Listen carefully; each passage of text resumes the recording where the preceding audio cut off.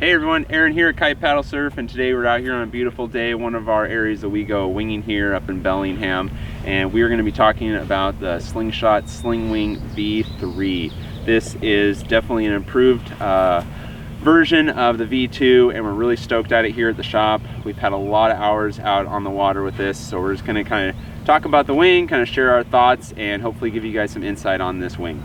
So the V3 updated is they increased the leading edge diameter and the strut to give it more structure. I also feel like as they increased the diameter, they didn't go too large that it feels kind of overwhelmingly large. Some of the other ones I think are a little bit big. The Wasp is definitely a much larger LE. This is not that bad at all. They've also kind of improved the luffing handle here and made the part where your knuckles rub a little bit smoother, so that feels really good against your hand. Reinforcements are the same from the previous model, and they've also kept with these battens on the trailing edge to keep that rigidity in the sail. They're using the same 4x4 Tijon ripstop in the sail for durability and just the longevity of the wing, so they don't really bag out as fast as maybe some of the other wings because they're built really tough. Definitely a new thing they've added this year is batten to the top of the canopy here, and what that's going to do is it's going to really improve the structure of this wing. So it gives it, when you're pumping and you're giving that power from the wing, it gives you that power. And also another attribute is when you have it left off to the side and you're trying to surf the wave, it is incredibly stable. It just kind of sits off to the side out of your way, and it makes it, for the experience of surfing with a foil, way better because you don't have to worry about the wing once it's there. Let's see, moving on from there, let's talk about the handles.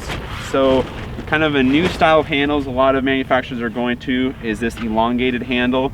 I feel like Slingshot has done a great job because they've added two handles here for the smaller wing, and then 5 meter larger sizes they have that middle handle for when you're doing tacks or jibes or your transitions and you need that extra handle. That's there for you, but they feel really good. I feel like you can make a lot of micro adjustments, moving your hands up and down to kind of fine tune when you're riding with the wing.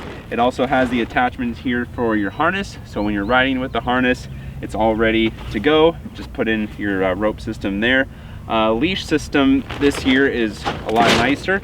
They've gone to this bungee cord, and the leash is really sweet because it can open all the way. It stays locked and really comfortable, and it fits. It works awesome. And those are kind of all the technical features they've put into this wing. And so we're moving on from here.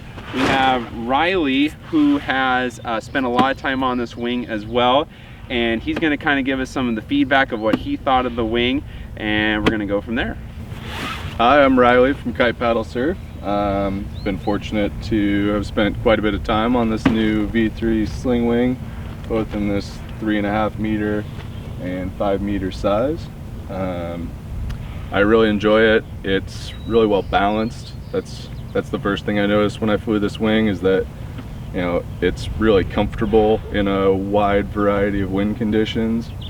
The handle layout is excellent, so you have, you know, good adjustability depending on, you know, if you need to get a bit more power or less just by scooting that rear hand up and down the longer handle.